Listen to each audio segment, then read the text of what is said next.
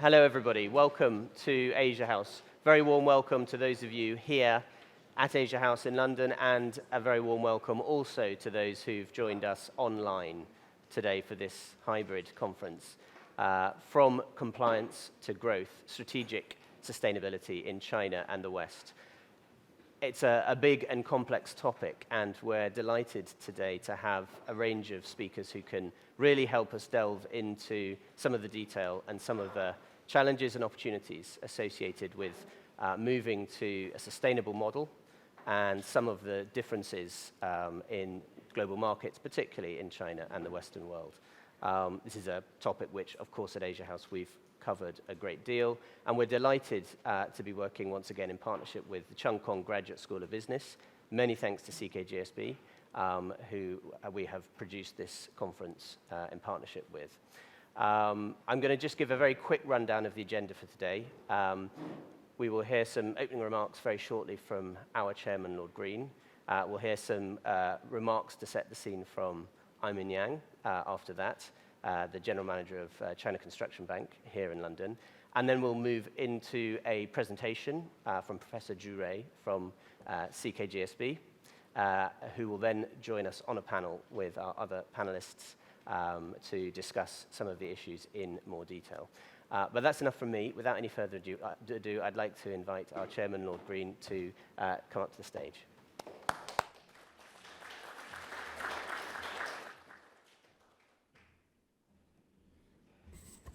Charlie, thank you. And I'd like to add my welcome to Asia House. It's a great privilege to see so many people here on what is undoubtedly an important topic. And I know that there have been many people listening in from around the world online.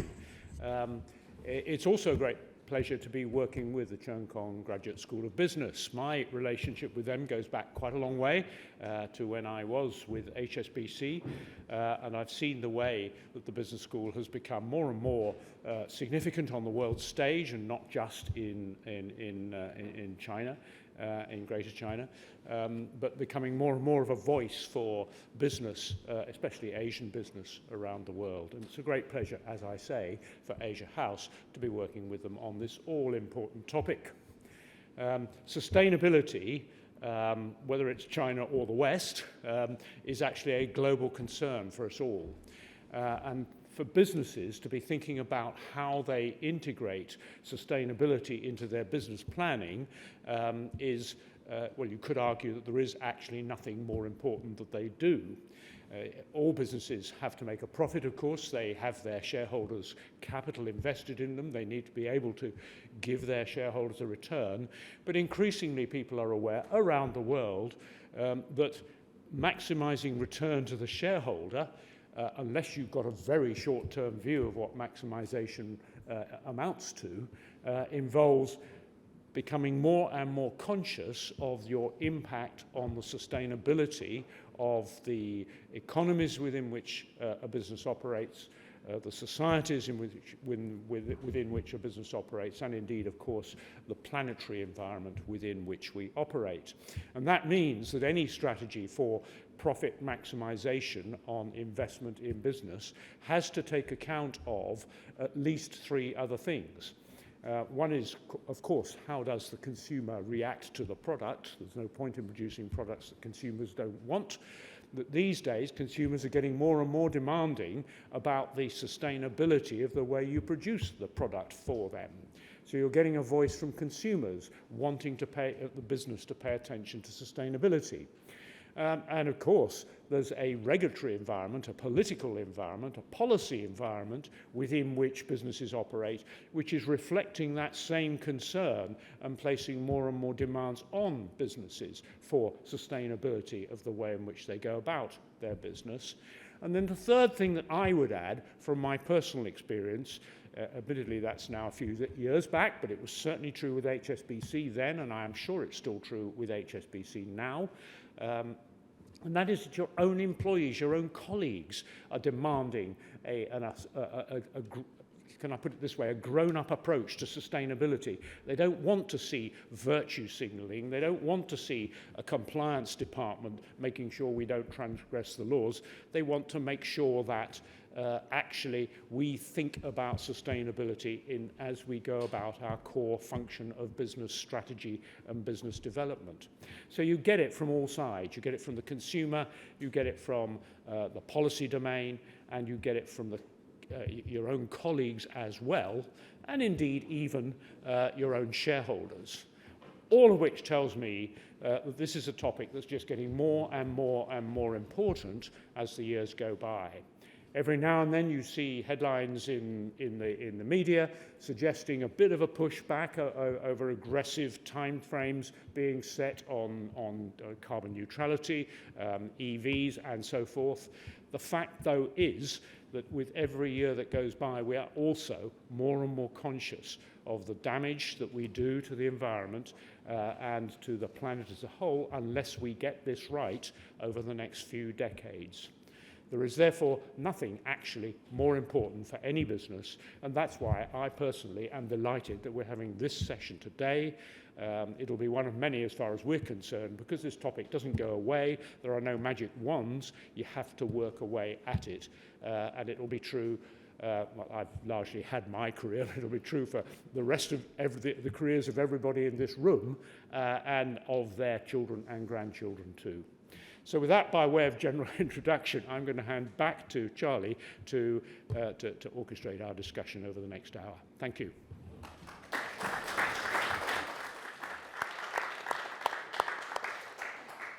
Thank you, Lord Green. I'd like to invite Aimin Yang to come to the stage. Aimin is the General Manager of Construction Bank China in London. Aimin.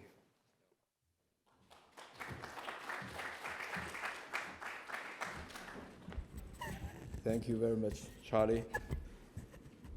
Ladies and gentlemen, distinguished guests, first I'd like to extend my gratitude to Lord Green, Charlie Humphrey, Dr. Drury, Asian House, CKGSB, for giving me the opportunity to speak today.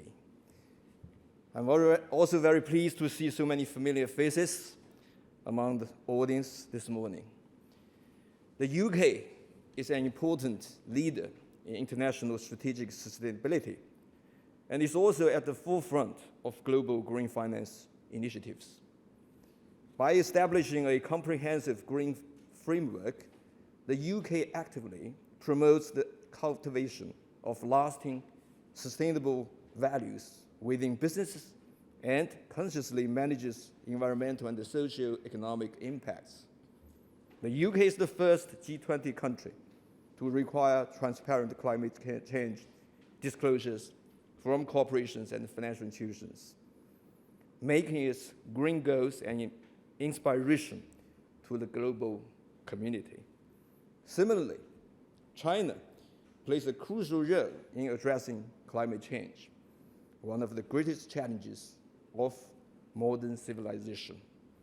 China has pledged to reach peak emissions before 2030 and achieve carbon neutrality by 2060. Its strategic approach to sustainable development aligns closely with that of the United Kingdom, with equally ambitious timeline.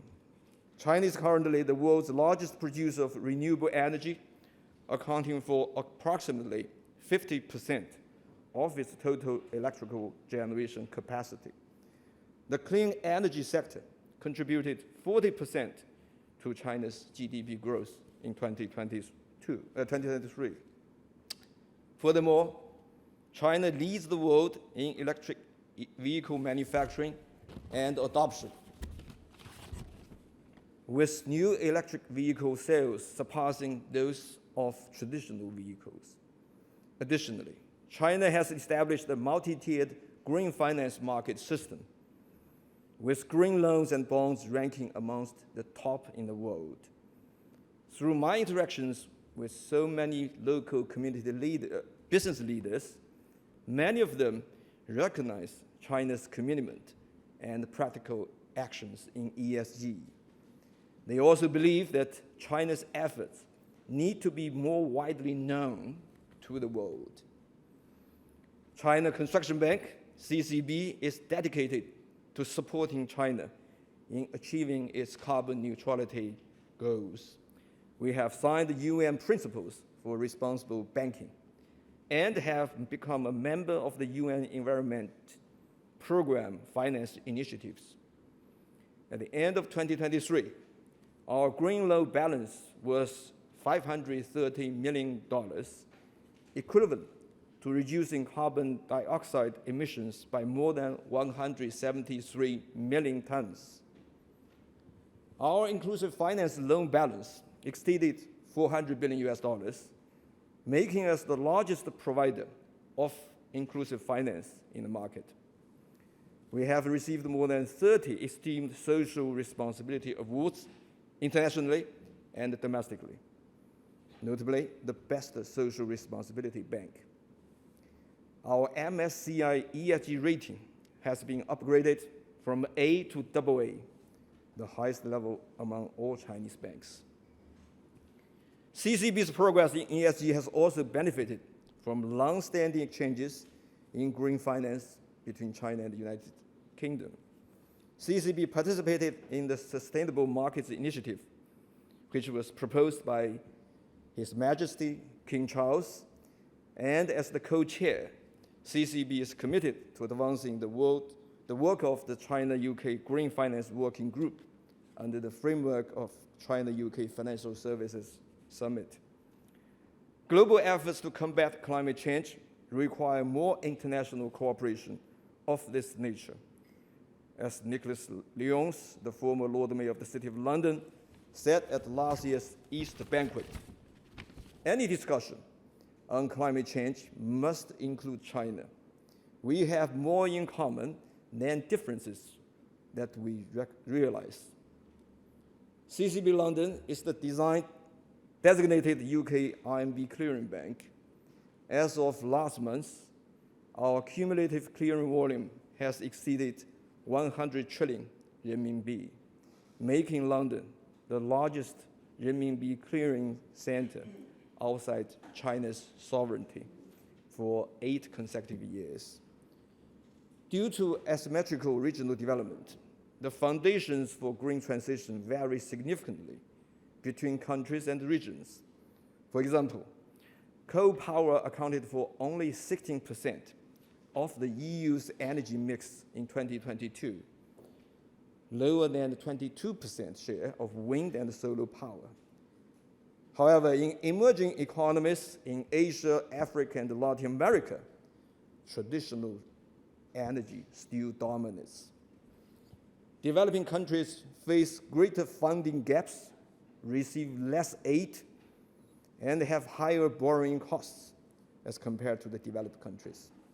A recent UN report shows that borrowing costs in African countries are 4 times higher than that in Europe and in the US. With the current high interest rate of the US dollars, this inequality is even more worrisome. On the other hand, there have been discussions regarding China's solar panels, electric vehicles, and battery products within the international community. I would like to offer a different perspective. According to statistics from the International Renewable Energy Agency, in 2023, the global additional solar capacity surpassed 200 gigawatts. It's projected that by 2030, global solar capacity will need to triple to meet the emission reduction targets set by the Paris Agreement. Thus, China believes that the higher efficiency and cost advantages of their solar panels, electric vehicles, and battery products need to be made accessible to all. Furthermore, this can also meet the demands and design of these products in emerging countries, thereby driving global energy transition. During the 10th China-UK Economic and Financial Dialogue in 2019, China and the UK signed an MOU on third-party market cooperation. Third-party market cooperation is a market-based mechanism based on shared interests and comparative advantages. This cooperation model, centered on environmental, social, and debt sustainability benefits all participants. The world faces urgent demands to address climate change and massive infrastructure gaps. China-UK third-party market cooperation allows all participants to leverage their comparative advantages and continuously implement the Sustainable Development Agenda. For all of us, this is just the beginning of our sustainability trip or journey. I would like to conclude my today's talk by sharing with you all a Chinese saying, 一花独放不是春，百花齐放春满庭, which roughly means one flower bloom does not make it spring, while 100 flowers in full blossom bring spring into the garden. Climate change is a global challenge. Let us all work together as one to continue to explore ways to support each other to make it spring in this global garden. Thank you all.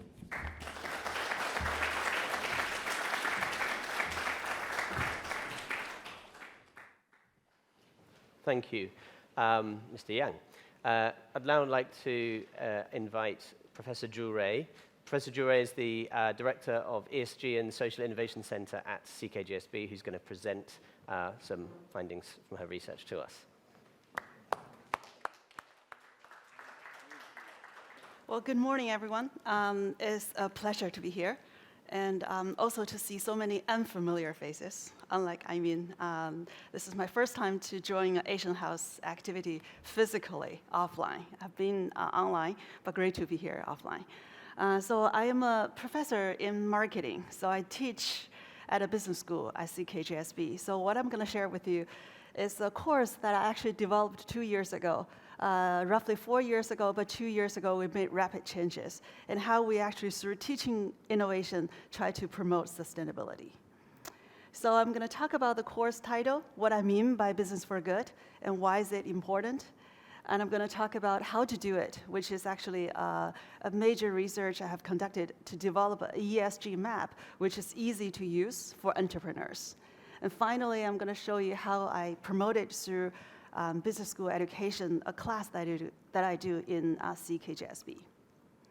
So business for good, if I could just sort of walk with you with the concept, which is really sort of important, that if I walk around, would I be able to, okay.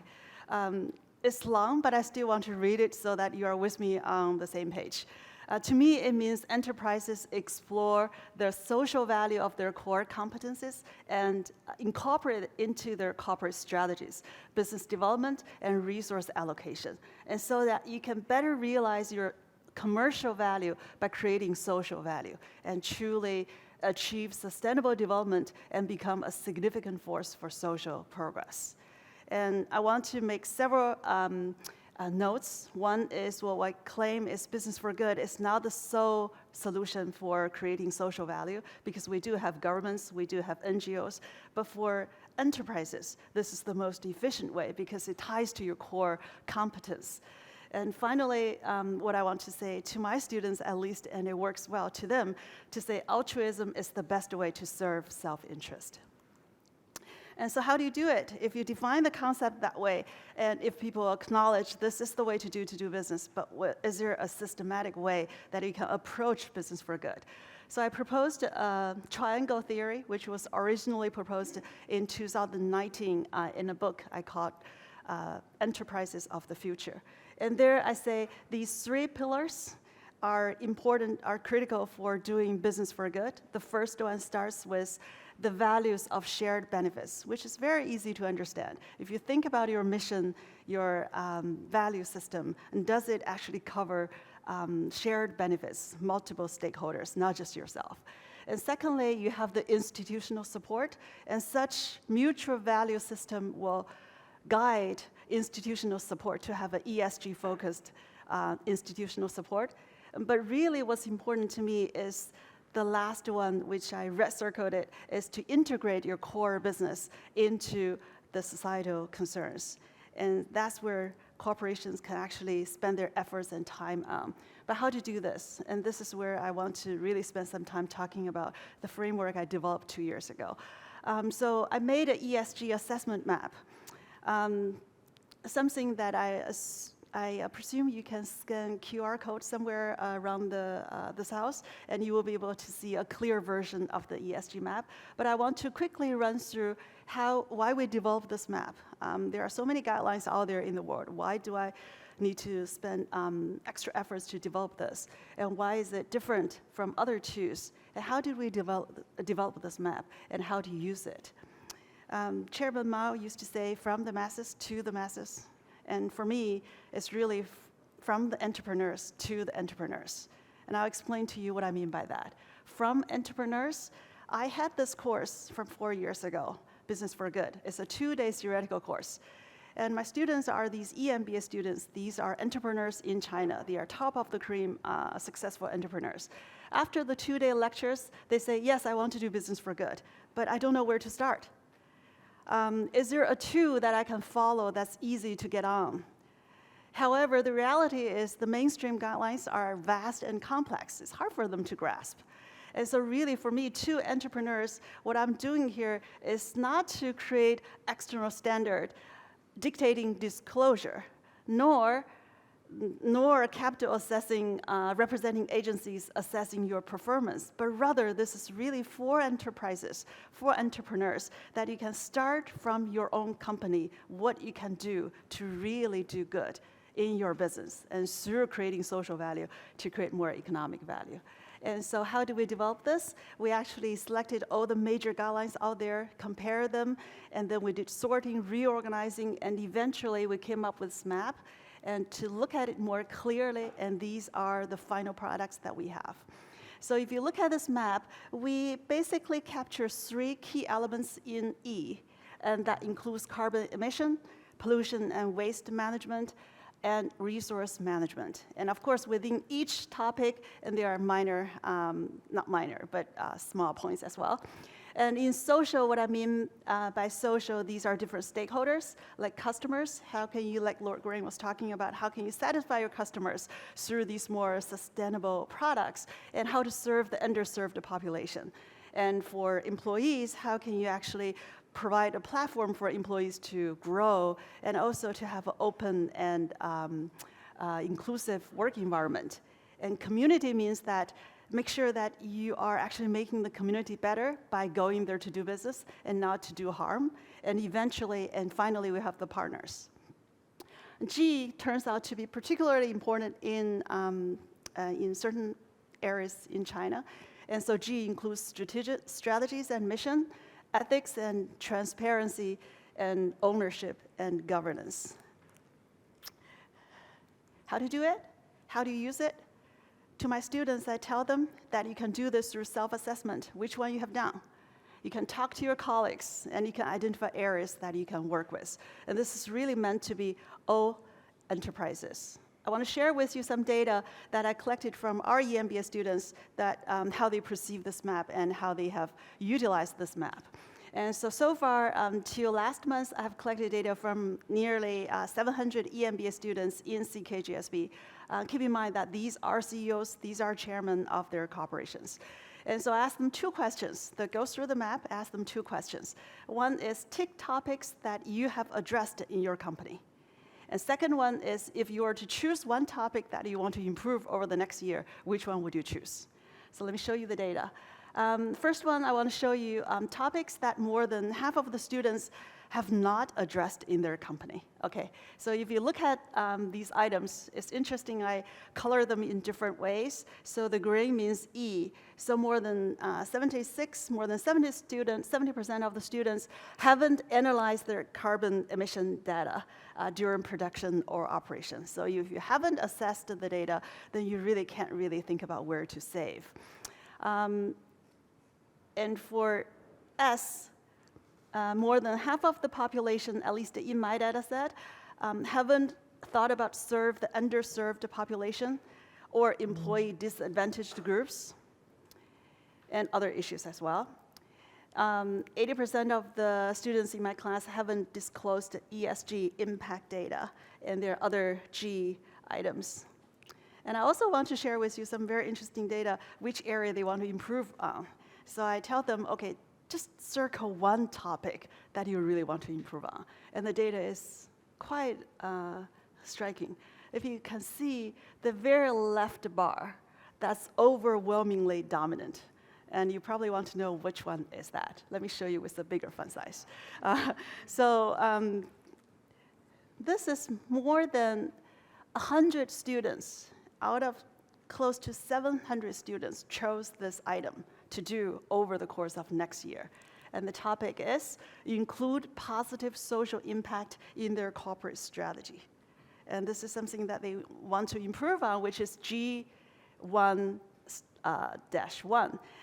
The second most rated one is provide more cost-effective products and service.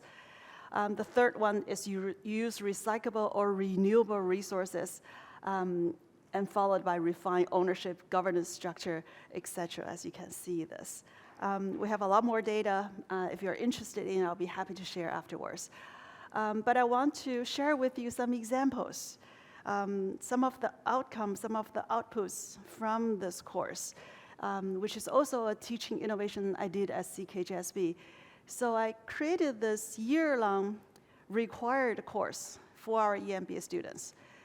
This year-long course is a project-based, happens in their own company. So after the lecture, they had to go back to their own company. They had to design and execute a year-long business for good project. And they need to submit their initial report, midterm report, and final report. And this is an individual project, and it's for credit. So I kind of like forced them to do it. So students hated me at the beginning, but once they have done something really benefited to themselves and their companies and made them feel proud, they come back and become a guest speaker and also become mentor of future students. So it's become a really good cycle. So I want to share with you 3 projects done by our students in this course. And the first one, this is an international company, Barcelet. Does anybody know this company? They make gondolas and they make a ropeway, and this is based in Switzerland. So our student in class was the chief for their China operation. And so after this course, and so what he came up with was to develop accessibility-friendly panoramic gondola, meaning that people in wheelchairs will be able to get in by themselves and out by themselves. And obviously, this is a daunting task, but he decided to do it because he is the chief and he has the final say. And he wasn't very much supported by his colleagues at the very beginning, but it turns out that he was able to be persistent and do that. So I want to show you how it came to the end. So that was 2 years ago, nearly 2 years ago, the very first accessibility-friendly gondola was launched in Shandong Qingdao Laoshan scenic area, and that was the first woman in wheelchair to be using this gondola, and it was actually something very remarkable. I did put a picture of this person. He's the chief in China operation. His case was selected as the best case practice during his cohort, and so he was asked to come to my class to give a presentation. Interestingly, well, not interestingly, that's the wrong word. Sadly, he broke his ankle the day before. So he was on crutches coming into the classroom. And the first thing he said that, when I did this project, I never imagined that I would be the one to use it. But I'm the one actually using it. And his point was, there are disabilities of all kinds. Some are visible, some are invisible, some are present, some are our future. So we really need to care about them. In the end, it's actually caring about ourselves. Worth noting is this product, this accessibility-friendly gondola, because it's more expensive, so the sales in China at the very beginning was not very good. But he was also very creative. He started selling this in North America and in Europe, where people are more agreeable to this idea. And then back now, this year, they are making great sales in China. The second example I want to show you, and this is another student used to work for Alibaba, and they have a subsidiary company called Tianmao Jingling. This is one of the smart speakers they produce.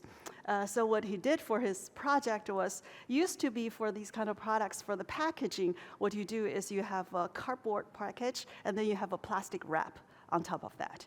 So he took this class and he thought, why do we need the plastic wrap? What if we just get rid of the plastic wrap, and so that's more environmental friendly, cost saving, as long as we can persuade the consumers that this is the right way to go. So long story short, and this is the final product, final packaging they used. So there's no plastic wrapping outside, only paper cardboard with sort of like a sticker to cover it up. And also they are creatively using a different way of putting together the package. And so if you're an engineering major, and you will be knowing the difference. Anyway, by changing the way to package, you're able to save the paper use per package by 20%. And also because there's no plastic, so it's 100% recyclable. And also, it's printed with water-based, eco-friendly ink, and the paper tray is free from bleaching process. Now, of course, we're in a business school, and these people are business owners. They talk about ROI. So at the end, they always say, how did we do financially as well? Because they save cost, so each unit saves close to 2 yuan. They sold nearly 3 million units. So if you time these two numbers, that's the pure saving profit. And in terms of the amount of paper saved, that's around 156 tons. And what does that mean? That's close to 30 elephants. And finally, my last example, it's a great example, so that's why I always hold a bag of napkin with me. It's a proud product that I'm very happy to share with you. This is bamboo. This is paper napkin, except it's not made from trees, timber. It's made from what? Bamboo, excellent. This is what it's like. And if you look at the napkin, is this color. So what they call is natural color napkin. So the owner of this company is Cheung on the left, amazing entrepreneur. And so she basically thought about, the traditional way of making napkins, clinics. They use trees, but the resource is scarce. And once you cut the tree, it takes at least 10 years or even more so to grow them back. But for bamboos, for those of you who are not familiar with bamboos, we're rich with bamboos in China. And bamboo grows really fast. It grows 1 year. Every year it grows up. And so you have to cut it. If you don't chop it, it actually rot. So the more you chop the bamboos, the better for the environment. So this is fantastic resource. And so what she did was to use bamboos to be the resource to create bamboo fiber and to use to make paper. I put a picture here because in their headquarters, they always have these great portraits of bamboo farmers who work with them because of their company, and they are able to increase their salaries and enhance their life well-being. I want to show you what they did over the course of last year. Right now in China, if you go to any single Starbucks or KFC, their paper clinic and their cup holder are produced and supplied by bamboo. And the reason they are doing this collaboration is because bamboo is able to reduce their carbon footprint for Starbucks and for KFC. So it's a great alliance. And they are also making these other containers. And this is something really amazing. I found this incredibly just business friendly. And so bamboo is apparently a great use, great resource to create these agriculture film. And because they're disposable and they are degradable, so it's very eco-friendly, and it's another source of sort of blue ocean for the company. And with that, I want to end my talk by saying that to me, it has been a very enriching process. I used to teach a class. My slides will keep same for 3 or 4 years. But now, because of this course, my slides and my course material changes on a daily basis because they provide me, they enrich me. And to me, it's a process of theory informs practice, and practice refines theory. So thank you very much.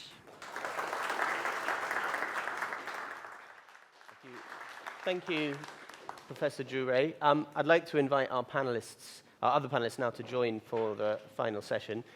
If I could invite Sherry Madeira from CDP to join us first. I will sit now in the middle. If I could invite Malika Ishwaran from Shell to join me here, and Jane Goodland from the London Stock Exchange Group at the end. So thank you all. Sherry, I'll turn to you first. You work with thousands of companies, bringing them into a disclosure environment, let's say. It would be great to just get an overview. What are the challenges? What has accelerated companies joining, and where might the resistance be or the challenges to bring them on board? Great. Thanks a lot, Charlie. Thank you all for inviting me here. It's a super important topic. CDP, for those of you who don't know, is the world's disclosure platform. We've been around for 23 years and have been essentially establishing the ecosystem for climate data to be used by various different parties, including investors, buyers, and of course companies themselves to self-improve. So we currently have over 2/3 of the world's market cap that reports to CDP, and that's a global market cap. So certainly sitting here at Asia House, I should call out that our second and third largest markets for disclosure after the US are China and Japan. And those are growing at incredible rates. And so the question is why? Why is it that companies are disclosing? Because we have a voluntary system. I think that as we're moving into now and the future, CDP needs to think about how it is that it can support the whole of the ecosystem. It's not only voluntary anymore around the world. And just actually last week, we saw that the Ministry of Finance in China also is putting out a consultation for some mandatory disclosures. This is something we're incredibly excited about supporting. Already in China, the 3 stock exchanges have indicated a mandatory disclosure platform for climate data. So this is the trend that's happening around the world. So that is one pressure. But the reality is that businesses have really core reasons for disclosing climate data. And I think that we heard a lot of that, actually even our keynote speech earlier from Eamon really highlighted the fact that this is becoming core to what businesses do. And we think about it, ABCs of climate data: access to capital, business efficiencies and use case, including what your buyers are asking you for, and making sure your supply chain is getting the data it needs, and finally that piece that I mentioned, compliance. So if we think about all of those are really at the core of business. It's not a nice to have, it is a must have, and that is actually rolling out globally. So that's where we're seeing most of the efforts, and it's actually yielding results, because data is not for data's sake. Right? Data is actually for those use cases and to be able to take action. And actually to pick up on some of the points we just heard in terms of the entrepreneurs in China, actually with CDP, we work with 350 of the world's largest supply chain owners. They represent $6.5 trillion worth of money being spent. And over the course of the last couple of years, CDP has worked with them to lower their emissions by over 600 million tons. It also is lowering their costs, so it's driving efficiency to the tune of $33.7 billion. So the reality is today. This is not a nice to have in the future. We're seeing that work happening today, and that's what CDP is doing. Not just collecting the data for comparison, but working through that data as to how it is that we can take 23 years worth of experience and be able to put that into play in terms of the real market. Thank you. I want to turn to Jane. I'll just say very quickly, for those who are online, if you have questions, we will come to audience questions, also in the room, of course. But if you have questions, feel free to put them. I believe there's a chat box there that you can type them in, and my colleagues will try and get to as many as possible. But Jane, Sherry talked about the data. London Stock Exchange Group, obviously a huge data business. This is a sort of a critical challenge within the ESG environment is data. How are you seeing investors in particular kind of, what are they looking for? And we have different regimes and different ways of sort of understanding the data. Is that coming together in a way that is a sort of becoming a global kind of regime?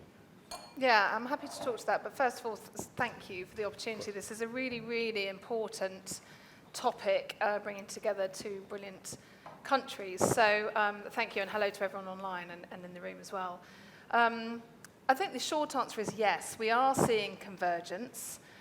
We are definitely seeing investors calling for consistent, sorry, let me just pop that away, calling for consistent, comparable data and information from companies.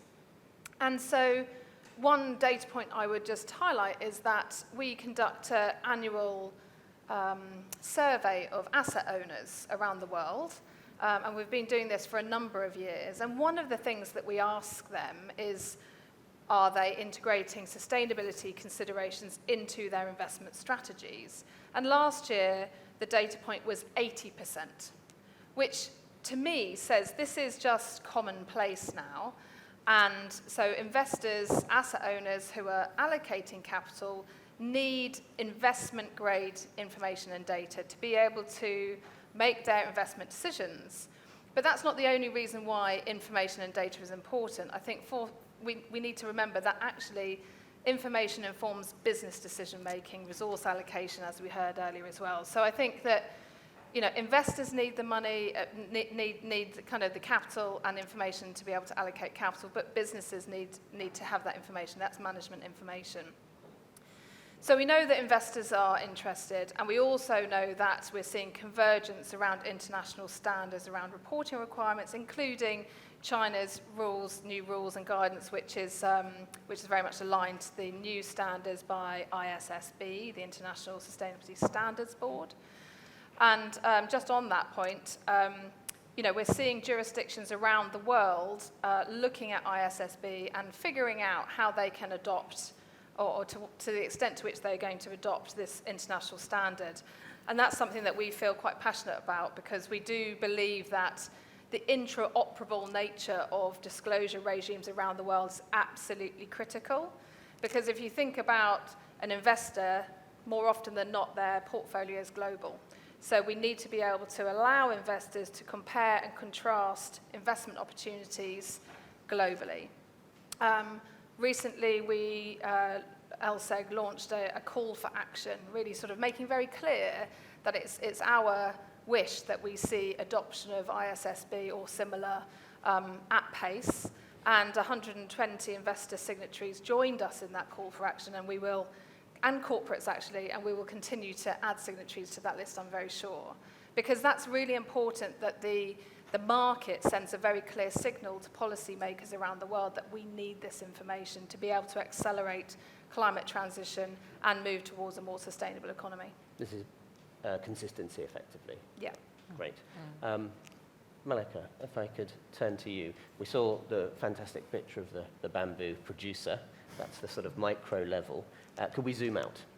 You're the chief economist at Shell. You've spent a huge amount of time in the scenarios looking at the macroeconomic implications of adapting to climate change, mitigating climate change.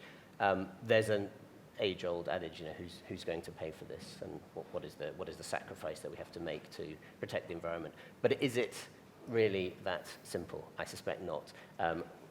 What are the opportunities, and is there a commercial opportunity? What are the economics of this? Yeah, so thank you. Firstly, pleasure to be here.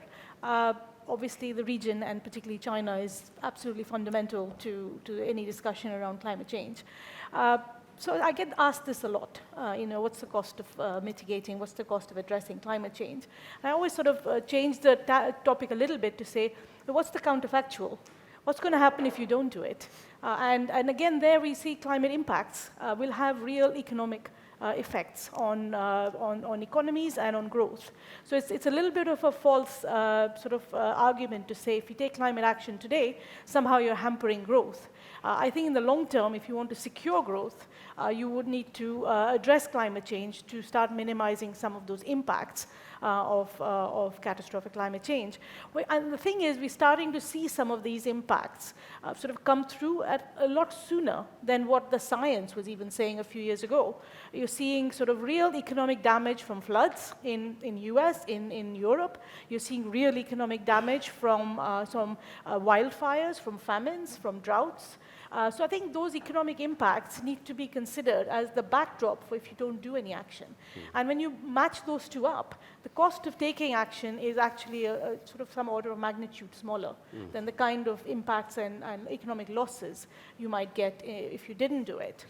Now, so I think the idea is the long-term, short-term. So if you want long-term growth and prosperity globally, then you need to be addressing climate change because that's going to be the biggest risk to your growth outlook over the longer term. Now, that said, in the near term, what's the value proposition? And here I think we're starting to see countries sort of start deploying industrial policies. And again, that's not because they want to address climate change necessarily alone.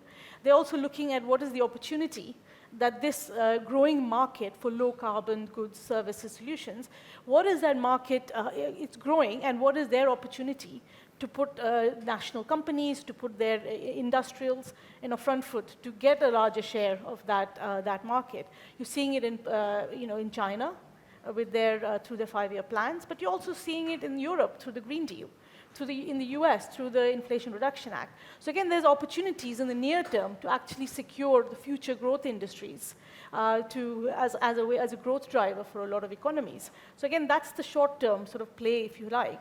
And then the third thing I bring up is that if you shift to a low-carbon economy, a lot of that has to do with electricity, electrification, and electricity is more efficient than using fossil fuels.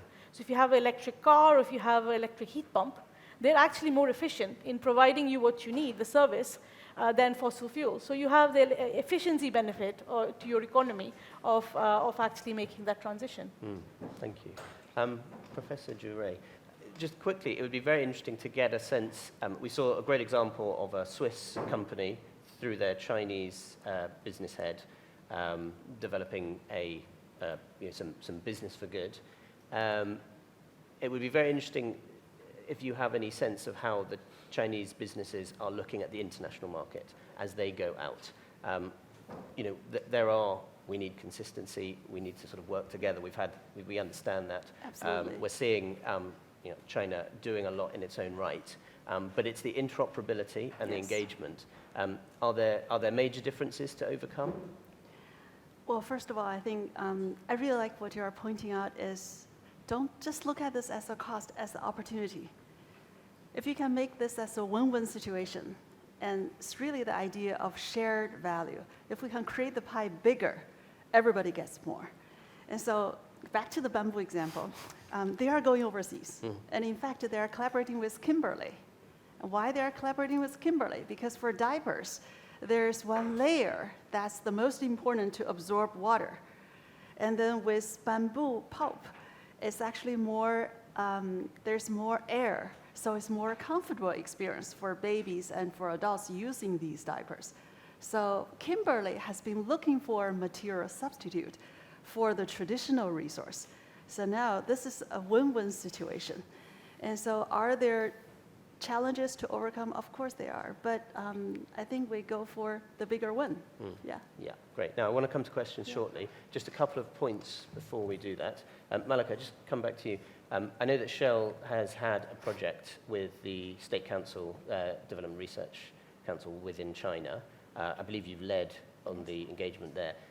It would be very interesting if you have any insights that you can share on their attitude. This is the sort of the central economics department, if you like, of the Chinese government. How are they looking at this long-term challenge? So yes, I think one of the things we find through our scenarios work, so it's a global scenarios function that Shell has, is that energy transition is looking more and more local and national over the years. So firstly, it depends on what sort of resources you have, what are your technology, cultural preferences, what are the policies that you're able to put in. And so that varies by country anyway. And then now you layer on that energy security concerns after Russia's invasion of Ukraine, and then the slowing down of globalization, the fragmentation. And more of the global economy, and more you're seeing energy transition looking very local, looking quite different in different parts of the world. So I think the energy transition there is very different to what we see in Europe, in India, in Brazil, in the US. And so for us, the engagements are to understand what is it, the needs of that particular country are. And that's what we do in China with the DRC, is to understand what is the kind of needs in terms of, and challenges they face in transforming their energy system. And what can we bring as a global company with the experience in international markets, in various parts of the world? What kinds of experiences can we bring that are either here is a good best practice that you can deploy, or here's something you need to avoid when formulating your policies or et cetera. So I think for us, it's a very complementary kind of thinking, and we get to understand the Chinese system, the hurdles, challenges, opportunities, and in turn we are able to contribute some of that global thought leadership and experience we've accumulated. So it's quite a complementary. So there's differences, but there's an opportunity to see where is it that they join up. Sherry, you were based in Beijing for a number of years. You know China very well. You mentioned that China is one of the bigger markets where you're seeing companies. How much of that is driven by the desire of those Chinese companies to operate internationally at a global level? A huge amount. We're seeing the most growth coming from Chinese companies who are being asked by their customer. So through our supply chain programs, we work with huge global supply chains, and they're asking their Chinese suppliers for this information. That's pretty compelling. When your customer asks you for something, certainly that's going to go to the top of the agenda. And as the CFO certainly gets involved with the cost of reporting, remember, creating this climate data is not free. We're very aware of that. So trying to be able to make sure that we understand why that data is being used is something that Chinese companies are very, very aware of. When your customer asks, and you also get to use that same data point to be able to comply with regulations, to be able to offer it to your investor, it's the same data points. And that's really where we're seeing the benefit of engaging with the market from CDP's level, because if you write it once, you can use it many. It brings down the reporting burden and cost and allows for the more money to be taken on innovation, on action. And that's really where we sit in the middle.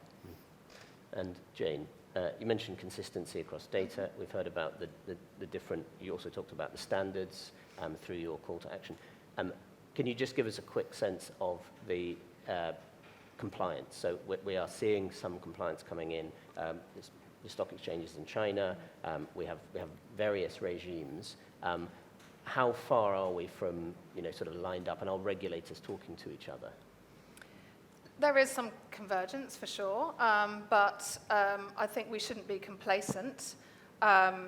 We know that, for example, when we look at carbon accounting and reporting, we're getting there in terms of companies publishing their scope 1 and 2 emissions, their direct emissions. But when it comes to scope 3 emissions, which is really through their kind of more extended supply chains, for example, and product use, we see that 40% of large and medium companies are not publishing any scope 3 emissions at all. And where they are, often they miss the materials section. So we're a long way off the scale and breadth of information that really we need, but we are seeing some convergence. But I would like to make the point about the title of this session, which is From Compliance to Growth, I think. That is correct. it. And that is that, from our perspective, from LSEG's perspective, yes, we want to, we think it's super important to have these disclosure regimes, but we also are very, very excited about the opportunity.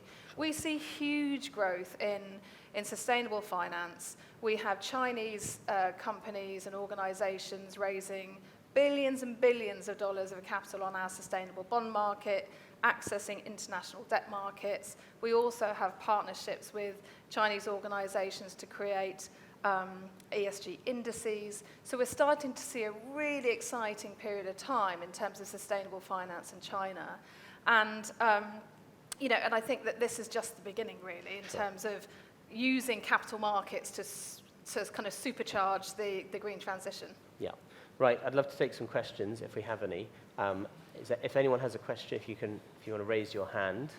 We've got two over there. I'll take those two, and we'll see how many we can get through. Take them one after the other. Yeah.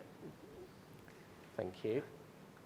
Go ahead. Thank you. I wanted to ask the panel, you've talked a lot about interoperability and the need for visible data. with this increasingly distrustful geopolitical environment, how optimistic are you that there won't be restrictions on visibility of data important to carbon emissions around national security concerns? If we can take the other question, and then we'll try and deal with them both. Hi, thank you so much for your sharing. I would just like to ask a question if this idea of compliance and strategy is something that's easily translatable to developing countries as well. And I can imagine that it might be more difficult for them to comply given resource constraints as well. So I wonder if there's any change in strategy for them in terms of trying to apply this. Okay, so transparency around national security issues. Does anyone want to take that? Yeah, I'm happy to. I think you talked about how confident are we that we can reach consistency. I'm a born optimist, right? And I think that while of course we do see some sort of bumpy times in terms of geopolitics, I think that on the topic of climate change and sustainability, actually we're starting to see some great convergence. It's almost, I think of course we have sort of national energy security issues going on, but we are seeing kind of good collaboration and good cooperation internationally. So personally, I am confident that we can move towards a kind of a more common place. Sherry, maybe I can turn to you, translating to emerging markets. Yeah, I mean, I think that the national security concerns are a refrain that we're hearing. But I would counter that with actually, without disclosing climate data, you are impairing your economic growth. Certainly, you're impairing your economic export growth. I've been doing quite a bit of visiting various of our offices and our key markets, and it's remarkable to me how many times I hear about the CBAM.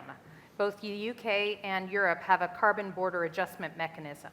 And part of this is the need for disclosing data in order to be able to export to these markets. We see this as a big trend. So actually, it needs to be a balance when you're talking about national security. If you do not allow your companies to be able to disclose this data, you are impairing their growth. And so I think that that's something that we need to start thinking about globally. And the other question was about emerging markets. How many of the companies that you work with would be from what you call the traditional emerging markets? And is there a way to translate, as the question asked? Yeah, I think that it's about creating that commonality. I think Jane, was encouraging about thinking about sort of that trend towards, common standards, common nomenclature. ISSB, is a great example of a global standard that is slowly being considered and adopted in its various ways. CDP is all in on ISSB. We will be the only platform by which you can fully align to the ISSB S2 as of next week. So certainly that shows how much effort we've been putting into that, and that has a great impact on the emerging markets, particularly if you look at places like Indonesia, ASEAN, they're very keen on making sure that they're in line with that, so that again they can promote their exports, but also so that they can attract capital. This is really fundamental, and our 700 global investors that represent $142 trillion worth of investment capital are supporting thinking about that commonality of standards. So I think that there's evidence there. And Shell, of course, is in a huge number of emerging markets around the world. What's your experience of that? So yeah, and I think it's a really great question, because I think the phase of the energy transition we're in, it requires more granularity on a regional and country-by-country basis. So I think maybe 5 or 7 years ago, our energy transition strategy was global. The one we released in 2024, just a few months ago, very much looking at what is the transition looking like in different countries, different parts of the world, and then what does those opportunities are thrown up as a result of that. So it's not about doing everything everywhere from a global company. It's about very much figuring out what are the opportunities in different parts of the world, and how do we then get involved in that. And can I just add one bit? I think it's really important. I absolutely echo the point around kind of more localized energy transition plans, and the need for that to be a just transition as well. So, it's really important that we don't kind of impose a certain trajectory on countries where, frankly, you look at Africa, and access to any energy at all or electrification is absent for many millions of people. So it's really important that we ensure that we think about the social dimension as well as the environmental dimension of a climate transition. And I think we kind of I think we probably didn't emphasize that enough in the early years, and we're starting to see much more of that coming through. So some of the just energy transition partnerships are happening, super interesting kind of collaboration between public and private sector finance focused on emerging countries. Getting the balance right, I guess. Yeah. Okay, so time flies when you're having fun, and certainly when you're having a very valuable conversation. We are pretty much out of time. I just wanted to ask Professor Cheung if you have any sort of final sort of reflections on what we've discussed before we wrap up. It's just very interesting that the two of you asked questions about disclosure and security issue. For my students, they told me that once they started to decide to disclose, they actually think about where are my carbon footprints. They actually have a better picture of their business. And just for that, I think it's worthwhile doing. Yeah. Great. Well, look, thank you, everyone. I'm so sorry we're out of time, but what a fantastic discussion. Thank you to Cheung Graduate School of Business. Thank you, Professor Cheung. Thank you also to our wonderful panelists and our speakers earlier. Thank you to all of you for joining us here in person and those who've joined us online. Please join me in thanking